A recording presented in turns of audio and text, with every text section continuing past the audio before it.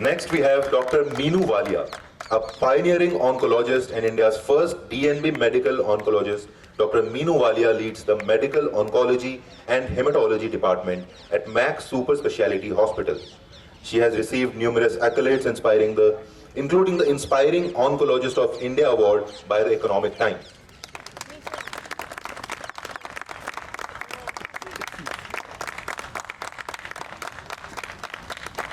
Next on the panel, we have Megha Ahuja, a visionary educationist, social activist, TEDx organizer, and author. Megha Ahuja is passionate about societal transformation. She is the director of Vivekanand School and founder of Shashakt, the Ovarian Cancer Foundation. She combines innovation and optimism to inspire change in education and beyond.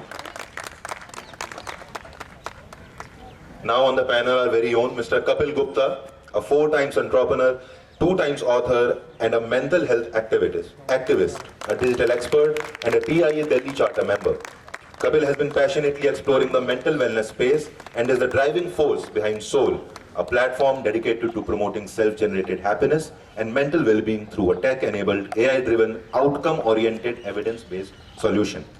And to conduct this discussion, we will be expertly moderated by Sampada, a soul psychologist, and is presented by Team Shashak, our partners in raising cancer awareness today. First of all, I'm really honored that you all are here, and today being a very special day, it's the World Cancer Day today. So it's a day that, not only talks about awareness, reflection, but it also talks about action that has to be taken towards cancer. It has affected not only patients, but caregivers and communities at large together. And, beyond the statistical data, there are stories of resilience and medical advancements and collective hope that talks about more and how we can actually deal with it. So, without further ado, my first question from all the panelists here is, what does World Cancer Day mean to you professionally and personally? First of all, thank you so much for having me here and for collaborating with Sashak for this event.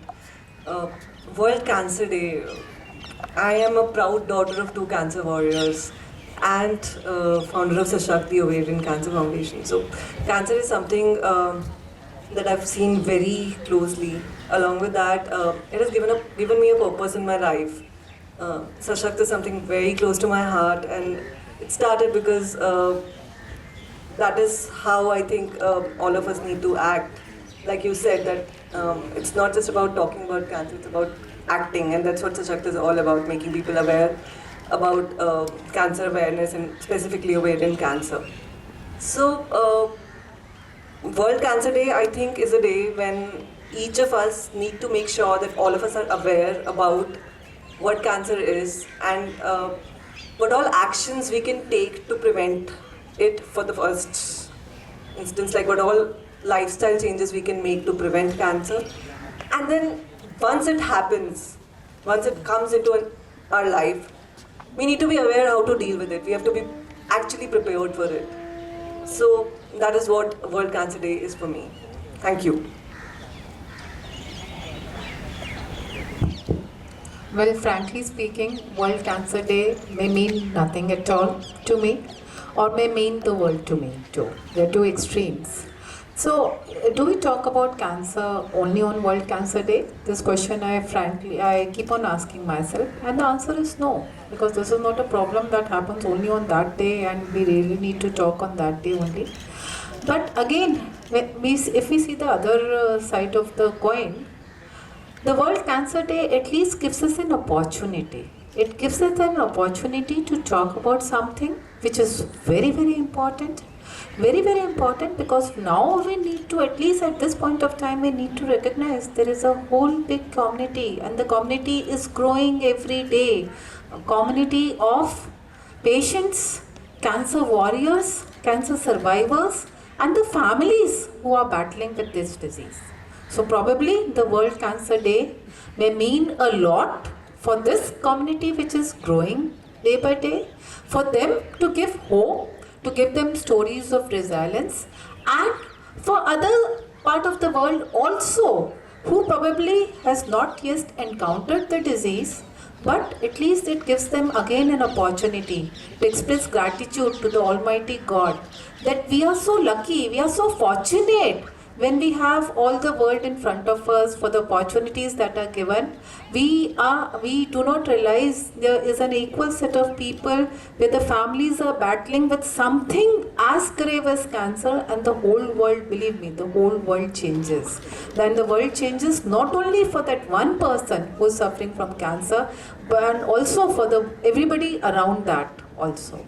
So World Cancer Day may be a day for us to celebrate those who are fortunate enough not to be suffering from the disease and thank God. And it is also a day for the hope for all those families and people who are suffering with the disease, a day of resilience, a day of hope, and a day of prayers.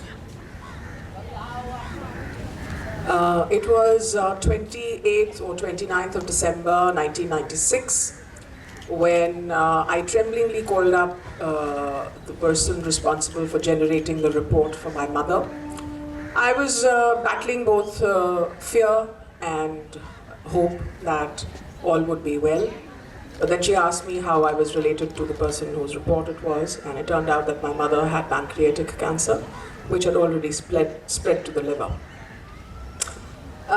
I think it was a life-altering, universe-changing moment for me to be told that my mother was terminal and had very little time to live.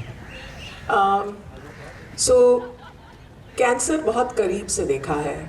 I nursed my mother through the next few months because she refused the treatment available at that time, which was also chemotherapy and radiation. And it broke my heart, it broke my back, it broke the family to lose her the way we did. And it was just 12 years after that that I saw my husband go through the same thing with his mother. So cancer is something that I've lived with personally, suffered it through my mother very, very closely because I nursed her through it and she was the center of my life. I think today when I work with, as professionally, I was asked to speak about it. I work with the mind-body connect. I work with the understanding of what is psychosomatic and what is somatopsychic. It is about battling it out. It is about taking those necessary steps to see how much we can hold it at bay from us, from our loved ones. And it's a serious responsibility in today's world and today's lifestyle. So, for me, it's not just about cancer and the patient that is suffering from it, but I think cancer under most circumstances becomes a lifestyle disease. And not just for the patient itself, but also for the entire family and everyone around. And that is where I think thinking about the implications, I mean, one part of cancer is of course determining it, early determination, early intervention, and then cure. But the second part of cancer has to absolutely be, how do you keep people, the patient and the people around? What sort of capabilities, what sort of resilience, what sort of structure do you need to provide to them so they are all better able to take care of their health? And that's where I guess my work in mental wellness becomes a very key aspect of providing those capabilities, not just for the cancer patient, but also for the caregiver. So, on Cancer Day, I want to, along with thinking of the patients, I also want to keep an eye for the caregivers, who usually, while they are not suffering from the disease, but they definitely suffer from a lot of mental implications of it. That was rightly said, I guess.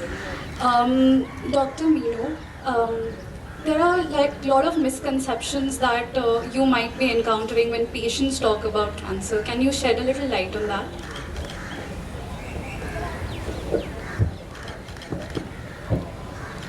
Yeah, very rightly said. There are lot of misconceptions. The biggest misconception is don't talk about it. So we all feel that if we talk about something like cancer or something negative, it is bound to happen to you. I mean, why we all, I will say, we per se as a community, Indians don't want to talk about preventive health. We want to live in a fool's paradise. Na? All is well. That's it. Well, all is well, and all has to be well. But for that, we need to have a focus on preventive health. So the first thing is what I have found is we can talk about n number of things. We can spend a lot of money on n number of things. But whenever there is a talk about something like cancer, you will not want people to talk about it, they don't want to discuss about it, they don't want to listen to it also. That is one thing. The other misconception, the biggest misconception is even if they find there are certain symptoms. So we as oncologists keep on harping about early diagnosis because early diagnosis means early stage and that may mean cure. But even that, I will just recount the incidents from my OPD also. Not long back, I had a very educated lady, rather a principal of a school, who came to me and she showed me for a very big breast lump. There was a lump in her breast and it was approximately 9 into 9 centimeters. Such a huge lump, and when I examined her and gosh, I said, this cannot happen overnight. No? This must have been there for some time. How come that you have never got yourself examined and never got yourself tested for it? And she said, yes ma'am, that has been there for last 10 or 11 months, 9 or 10 months, something. And this is, I'm talking of heart of Delhi and the capital of the country and a very educated class. There's a principal of a school and she says, yes, it has been there for almost 9-10 odd months. And then I said, why you did not get it tested? And the answer was, because, well, I didn't, it was painless. It was not bothering me in any way because it was just a painless lump. And that is what, that is the biggest misconception we have is, even if something is wrong with our body, we are really reluctant. We are really reluctant to go and get ourselves tested, as if we get the test done, something will happen. And if we, जैसे वो कबूतर होता है ना, आंखें बंद करके रख लो, बिल्ली आ रही है तो शायद हम देखेंगे नहीं तो हमें कुछ होएगा नहीं. So it is that kind of a misconception कि even when people find the signs and symptoms of something abnormal, the body always whispers. The body tells you that there's something wrong with the body, but we try to ignore it. We don't want to listen to it.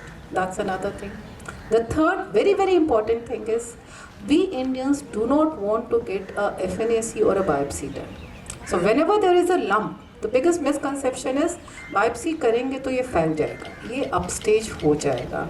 We do not realize that lot has changed. This is a very big myth. Unless you biopsy the lump, first of all, you will not even know whether it is benign or malignant, or even if it is malignant, what type of cancer it is, because cancer treatment is really evolved and it has to be a personalized treatment.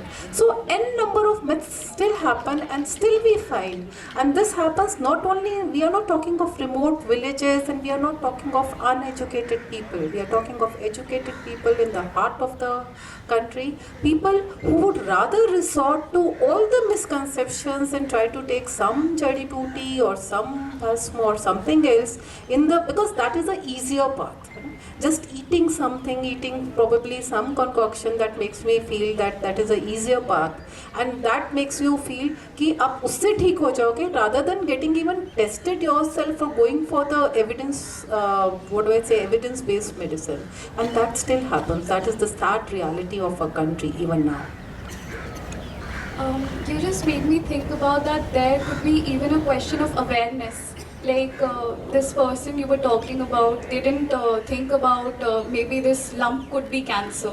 So from you, Megha, I think you can shed a little light on how are the effective strategies, what are the effective strategies that you have used in spreading this awareness among people?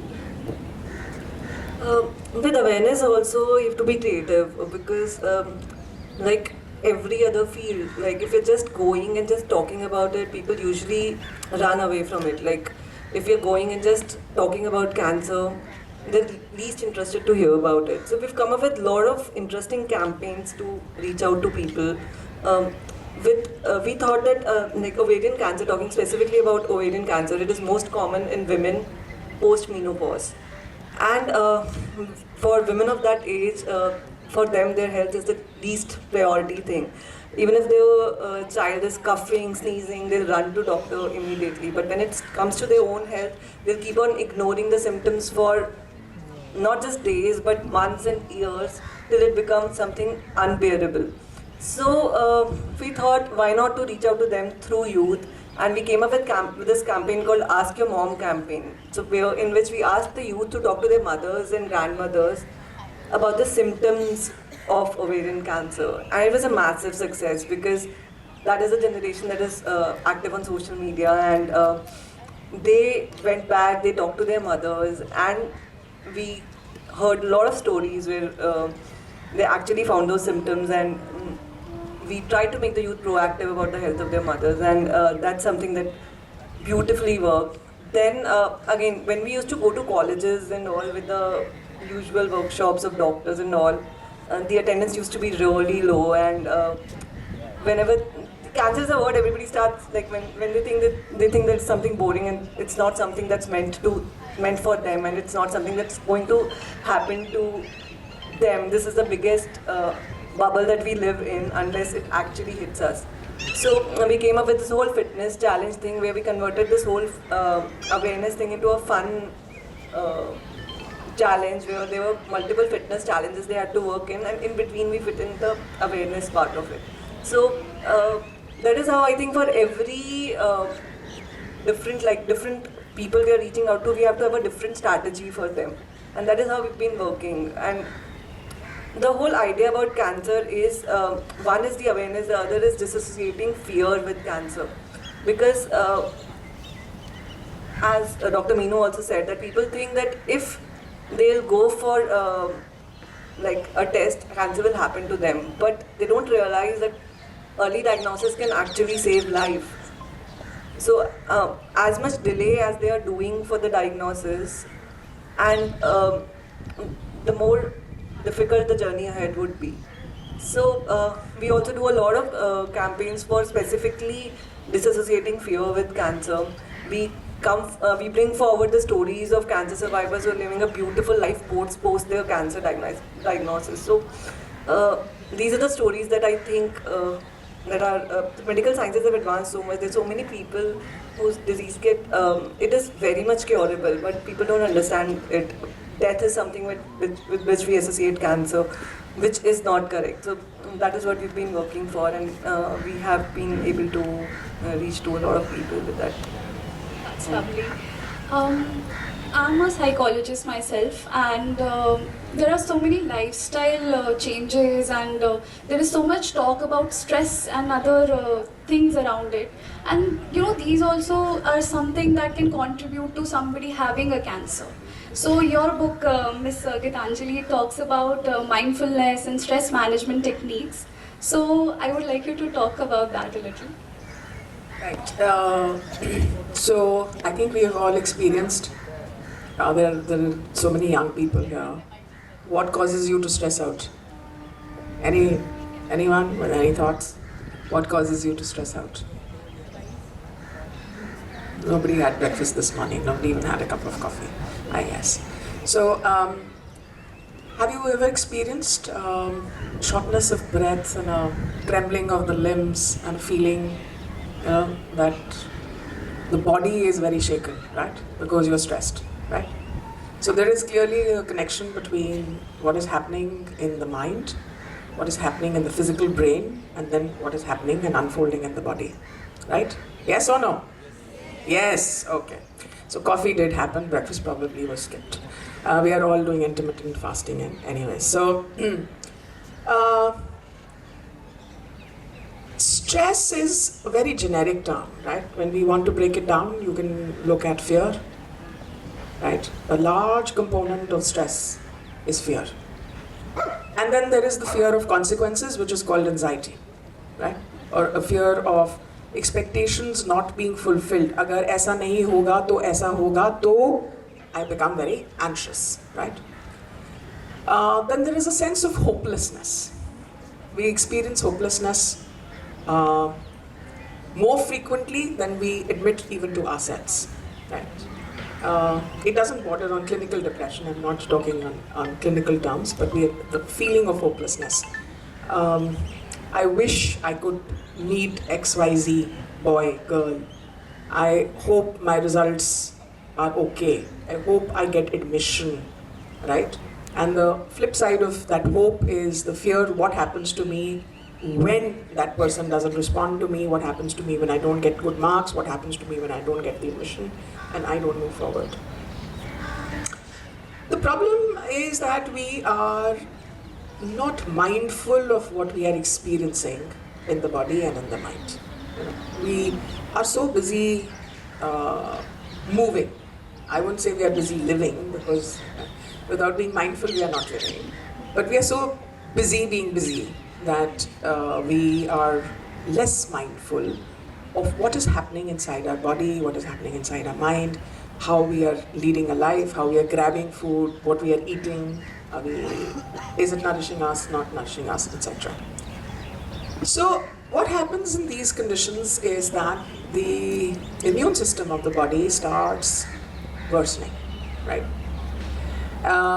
We all want to make the body very fit, we want to make the body very strong, but we seldom worry about what is underpinning the body, which is the mind, which is not the physical heart, but the heart, you know, and our spirit. So we are not worried about that. We're saying, boss, वजन कम हो जाए, weight loss हो जाए, muscles आ जाएं, we should look good, we should look hot, we should look desirable to other people, essentially. That is what society tells us, right? So, when we introduce the element of mindfulness, when we introduce the element, mindfulness क्या है? Mindfulness is how am I relating to myself? How am I relating to my life? How am I relating to my surroundings? How am I living in my universe? Because I am my own universe. These are all many multiple universes sitting around. We are intersecting for a moment of time, very good. But eventually I am my own universe. When I walk away from here, I will be my own universe. Am I walking away with a sense of gratitude and peace? Am I saying, यार वो लोग बात कर रहे हैं आपस में, कोई और phone देख रहा था यार, क्यों करा यार? You know, मैं कुछ और कर right? I'm just saying that if that is impinging on me, then my mental health is disturbed for that moment. It could be a longer moment. It could be, and also remember that there is interdependence of life. So the more plastic I'm consuming, the more I'm consuming, the more I'm buying, the more stuff I'm doing. Bigger car I have, which is burning a lot of fuel. The more I'm doing, the interdependence element of life is going to make sure that as other people fall ill, so too will it impact my life. One thing I wanted to say, when I actually skipped, when my mother fell ill, till the time that my mother fell ill with cancer, cancer was always something that happened to other people. हमें नहीं हो सकता ना, दूसरों को होता है, right? बहुत सारी चीज़ें दूसरों को होती हैं, हमें नहीं हो सकती है. But the fact is that we are all a part of this world, so therefore जो दूसरों को हो रहा है वो हमें भी हो सकता है और हमें इम्पैक्ट कर रहा है वो at every moment of time. So it's very important for mental health, for well-being, I would say. I would like to just remove this tag of mental health for just a moment and focus on well-being, a sense of well-being. I think it's very important for us to A, spend time with ourselves, B, cultivate peace in our heart, C, slow down just a little bit to understand how the rest of the world is, and D, to make these very active choices in our life which build health for us and our surroundings. Thank you so much. Picking up from your conversation, the very important thing that I picked up was that there is a mind-body connection that we talk about. And cancer being just like a bodily disease, it becomes a disease of the mind. So, Mr. Kapil, I have a question for you. How do you think that cancer has been affecting patients and caregivers, everybody? So how do you think tech can help in all this? So let me first ask a question. Assuming I'm somebody that is suffering from cancer and I have a caregiver, assuming through something, I do some magic and I'm able to improve the state of their mental balance and mental health by a certain percentage point during the next some time. Over a next 5 to 10 years of their lifespan, can I expect them to visit the hospital once or twice lesser? Okay. Do I expect that because they have better mental health, they will have a better quality of life? Can I expect that they will have more peace and happiness, both the patient as well as the caregiver? So in a lot of ways, there is, complete agreement here that if you are able to provide mental health capabilities, there is a lot of value. Of course, mental health is not going to cure the cancer. The cancer will still remain, the tumor will still multiply, the problems will still be there, and they will still need the chemo and the radiation and the other therapies and the immunotherapy and whatever else. Okay? But am I able to provide them with a better lifestyle, with a better, quality of life? What we are trying to do is we are saying, if you have to really improve their mental health, you can't expect them to go to a therapist and a counselor and a psychologist. It just doesn't work. I know you are a psychologist, and I'm not saying psychologists don't work. I'm saying the adoption doesn't work. So what do? We are trying to create tech, and we are saying provide this tech to the patient and the caregiver, and by the way, everybody around, so that they have access to mental wellness capabilities anywhere. If you can do that, then the wheel starts to spin. People start to have better mental health. If they have better mental health, they are going to have better quality of life. If they have better quality of life, they will probably fall sicker less. If they fall less sick, then there will be an improved quality of life. It will start adding to the community. It will start adding to the economy. It will create that ripple effect in everything.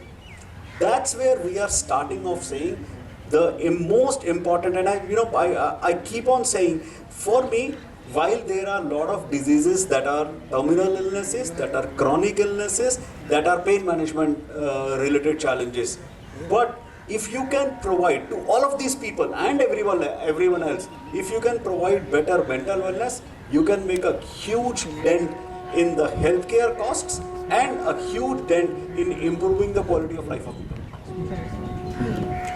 So, Ms. Megha, you are someone who have worked with patients very closely, and there must be some emotional struggles and problems that you might have seen. So, how do you deal with those problems, and how do you comfort and provide that care to them? When we talk about cancer patients and cancer survivors, there are a lot of stigmas they have to go through. And there are internal stigmas because obviously the first thing is acceptance. Whenever the diagnosis happens, acceptance is the most difficult part of it. And even when they're fighting their own battle, like inside, accepting the whole situation, then making their arrangements to it, their own mental health, their own body image issues that comes with the treatment. The external world also impose a lot of stigmas on them, which is really unfortunate. I remember there was one survivor who came and told me that she's being taunted by her relatives that she's got this cancer because of her past life sins.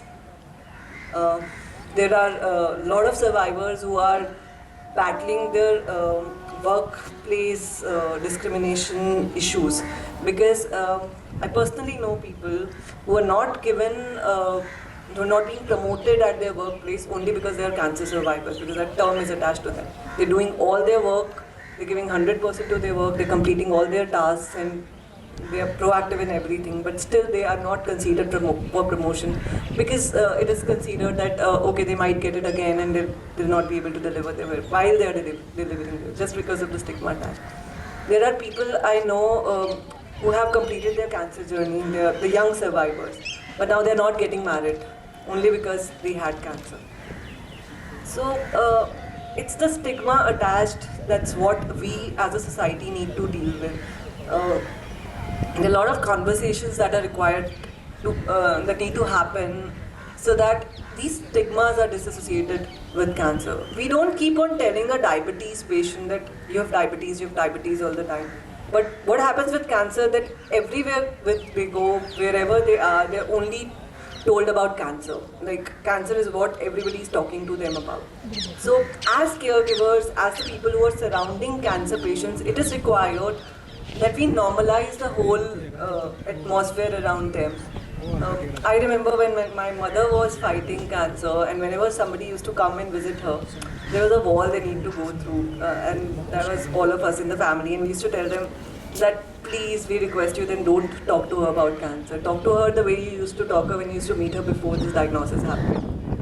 Because when you're meeting her, don't want you to give any sympathy. Is not anybody seeking. Empathy is what you require, and just talking about the usual stuff and giving them a normal atmosphere is what I think each one of us can do to make this world a better place for them. In this, I think being mindful about how you behave, how you talk, it becomes very crucial. So, talking about being mindful and spiritual practices, how do you think this can complement medical treatment?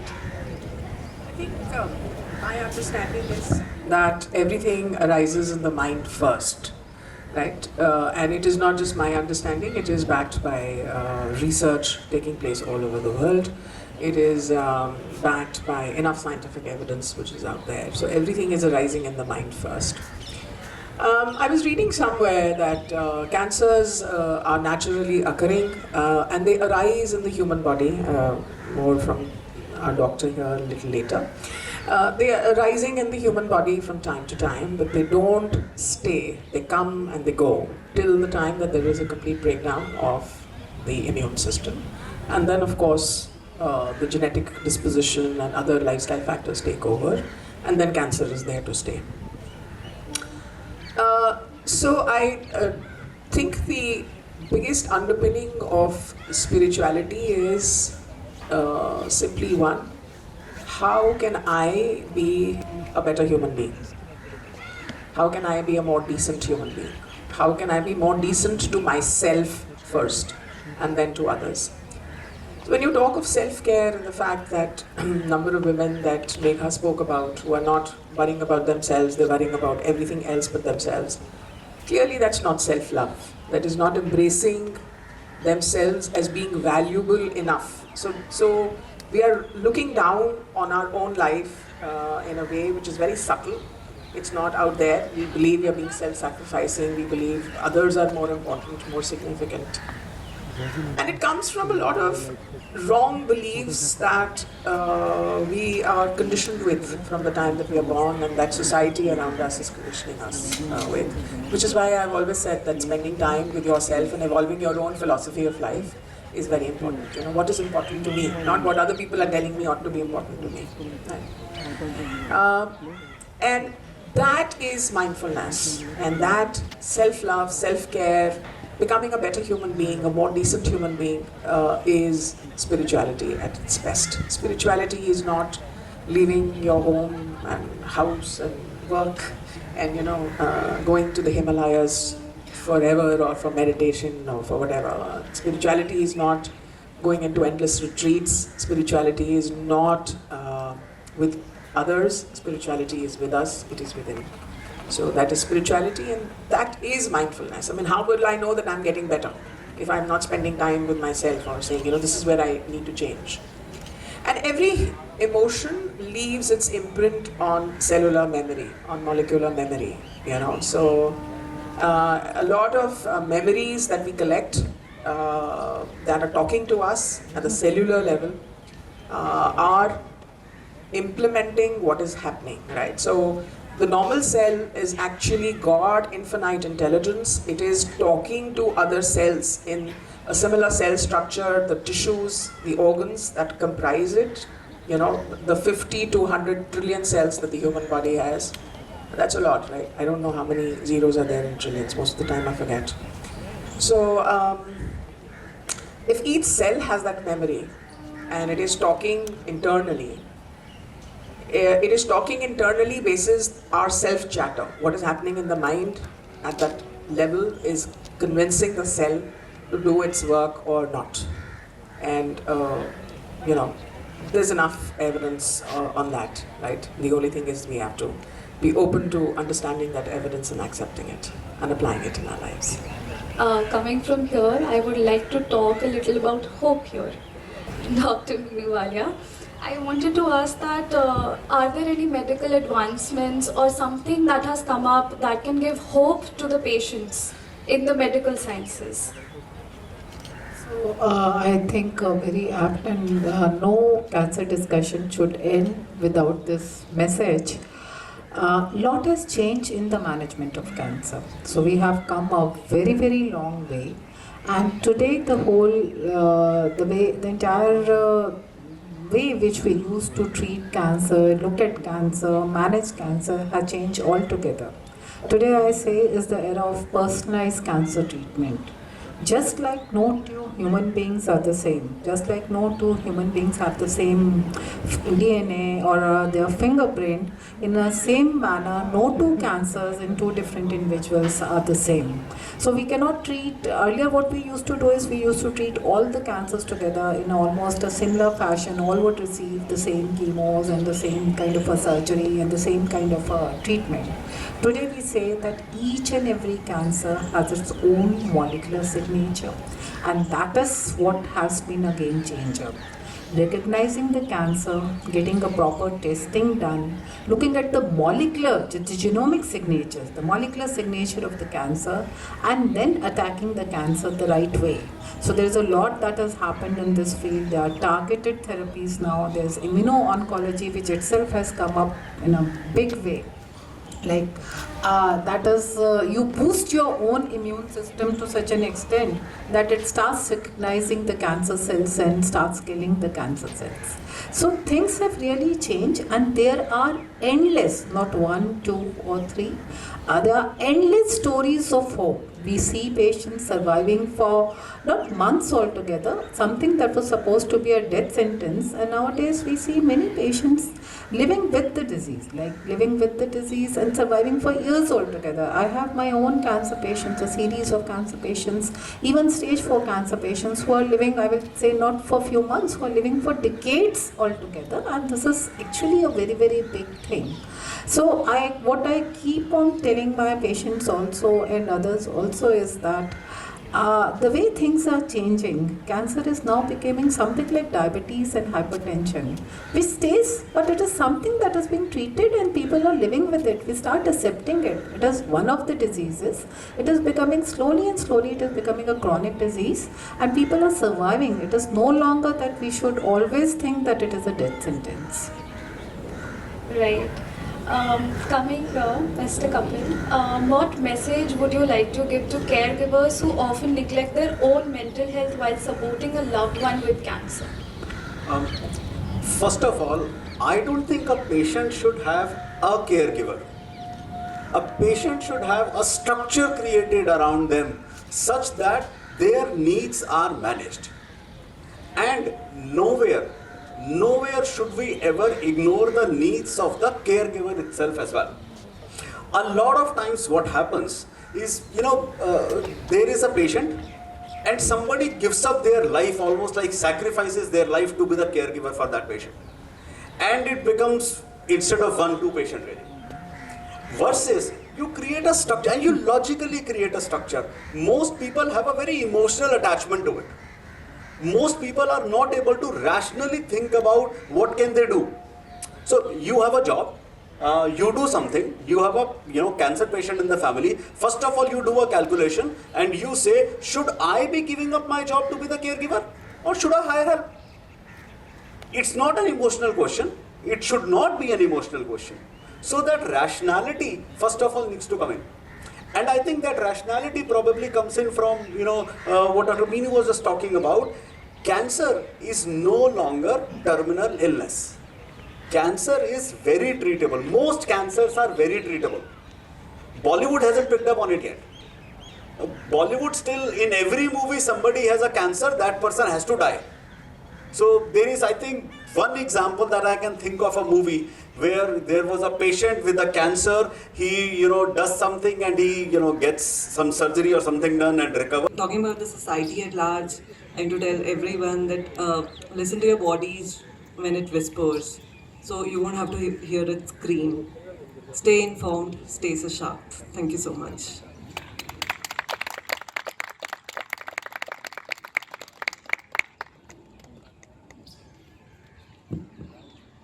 The one message that I wanted to give, and what I normally repeat to my patients also. So, all those who are battling with cancer and their caregivers, I only say, like everything else in life, whether good or bad, always remember this too shall pass.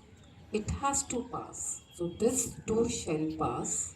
And the only thing I want to say is let cancer be only a chapter in your book, only a chapter in your life's book. Let it not be the entire book.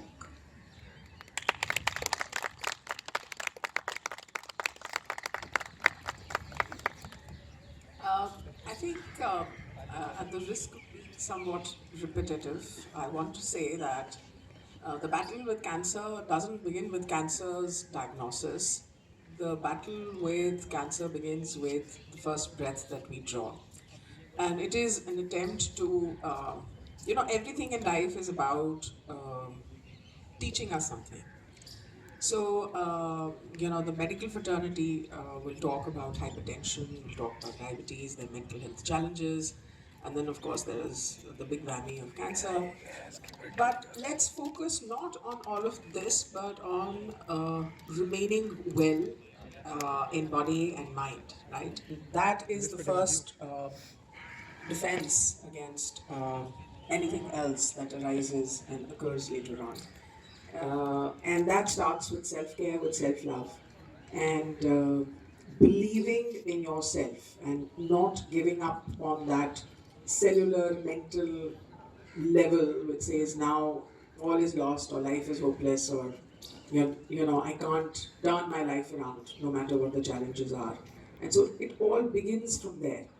And then if uh, something still does happen because life is kind of weird, um, call it karma, whatever you want to. Um, I think meeting that with a certain spirit of large-heartedness, meeting it with a certain equanimity, and meeting it with a solutions mindset to say, what is it that I can do to emerge from here in a bigger, better, more healthful way? And that transmits itself to the caregivers, right? My mother's case was hopeless. She passed away 28 years ago now. So 28 years ago, pancreatic cancer was a death sentence, right? There was nothing that could be done. But today there is, and I think it is only indicative of having hope. But hope can't be held out to us from the outside. We've got to believe in it. So believing in ourselves, believing in hope is what I would like to say to everyone. Yeah. Thank you so much. So with mind and body, I would, and you did talk about it, but let me just add the word spirit to it. As we talked about earlier, cancer is very curable, but a huge challenge remains in the kind of awareness that there is. Awareness in terms of how do you identify, awareness in terms of early intervention, awareness in terms of the kind of treatment.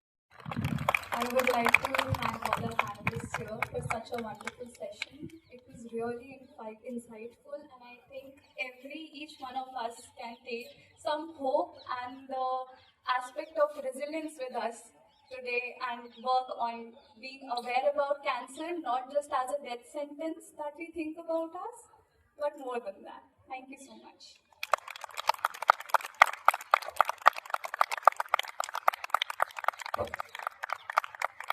Thank you to our panelists. Guys, please let's hear it for our panel. Mr. Kapil Gupta, Dr. Meenu Walia, Megha Ahuja and Geetanjali Pandit.